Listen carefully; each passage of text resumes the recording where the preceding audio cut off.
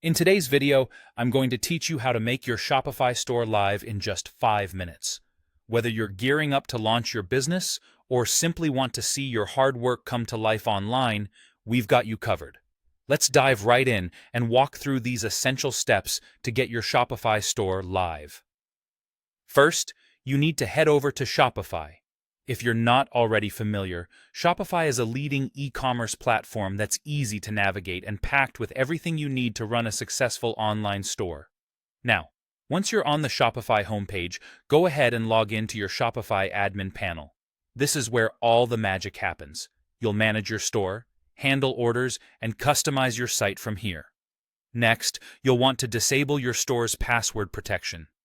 This feature is generally there to prevent shoppers from accessing your website before it's ready, but now that you're set to go live, it's time to let customers in. To do this, go to Online Store and then Preferences in your Shopify admin. There you'll find the Password Protection section. You'll want to uncheck the box that says Enable Password and then make sure to click Save. Congratulations, your store is now visible to the world. Now let's get your domain sorted. Head over to the sales channels and click on Domains. Here, you can choose to either connect an existing domain that you already own or buy a new domain directly through Shopify. If you're opting to connect a domain you already have, you'll need to follow the instructions provided, which usually involve updating your DNS records. Don't let this step intimidate you. There are clear guides available and support resources if you need them. Once connected, ensure your domain is set as the primary domain if there are multiple options. This will dictate the URL customers use to visit your site.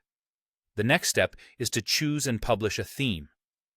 Navigate to Online Store and then Themes, where you can browse and select a theme that matches your brand's aesthetic.